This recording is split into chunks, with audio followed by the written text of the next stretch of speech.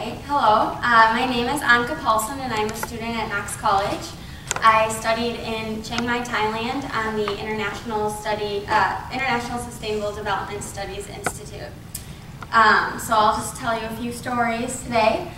I decided to study in Thailand because I wanted a program that would speak to both my environmental and my economics majors. I had traveled a bit before I studied abroad, but it had mostly been to European and Caribbean countries. In Mexico and the Dominican Republic, I helped my father deliver eye care to impoverished people who would otherwise be unable to afford it. Those trips opened my eyes to a whole different world. And pictured here is the group of volunteers in the Dominican Republic. I decided that I wanted to go to a place where I would be out of my comfort zone and where I could fully see and understand the meaning of poverty. Before leaving for Thailand, I had a little exposure to the language, but honestly, stepping off the plane in Asia was a whole new experience. I had no security. The language, food, and culture were completely different from that of the United States and anywhere that I had been before. Within 24 hours of arriving in Thailand, I was picked up by my host family and delivered to what would become my home away from home. At first, I was extremely lonely and completely regretting studying abroad.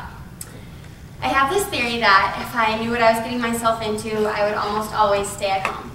Luckily, I get so excited by the idea of most opportunities that I sign myself up without even thinking about it. My host family comprised of a mother, a father, and 3 younger siblings.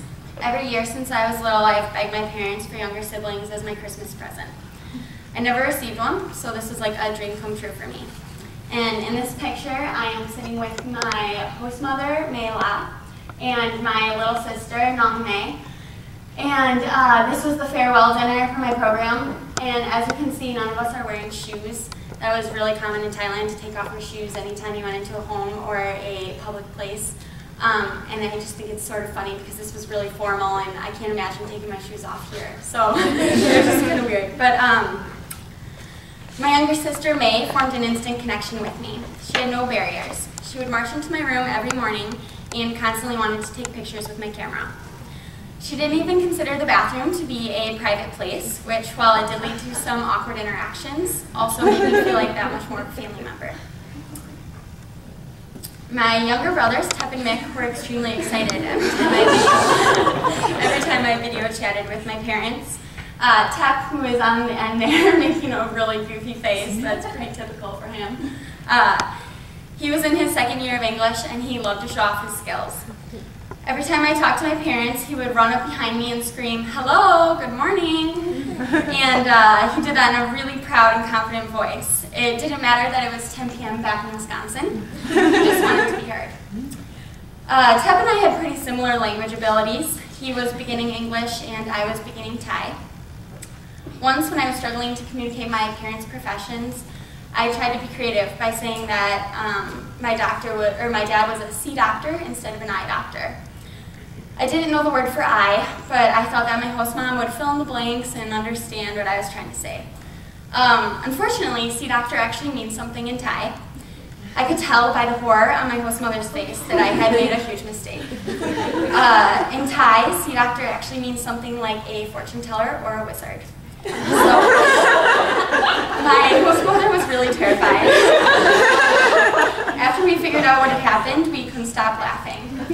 Unfortunately, that was not the last or the most awkward instance where I misspoke. Aside from learning Thai, my studies focused on environmental and community problems. I traveled all around Thailand on my experience-based program. And at Knox, we talk about environmental problems as something related to selfish corporate motivations. However, I came to understand environmental problems in another light. Through immersing myself in the culture, I came to understand that well-intentioned people can sometimes make decisions that have very bad outcomes.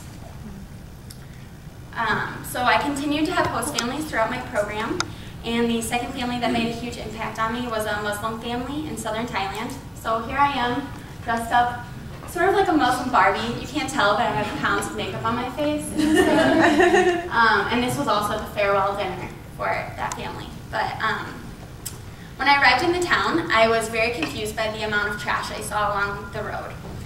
I came to learn that processed foods were relatively new in the community, and they didn't know how to manage food wrappers or even why food wrappers were bad.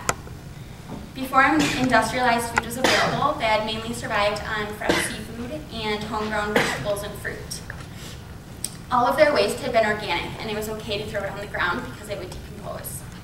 Their cultural habits didn't allow them to see processed food waste as a problem. My ideas to reduce pollution would not have worked for this village because their problem was rooted in cultural habits that I was only just starting to understand. Another food-related epiphany that I had was related to meat consumption in the United States. When my family wants to eat meat, we just go to Jewel or Econo Foods and we pick up a ready-to-cook portion neatly wrapped in a styrofoam container.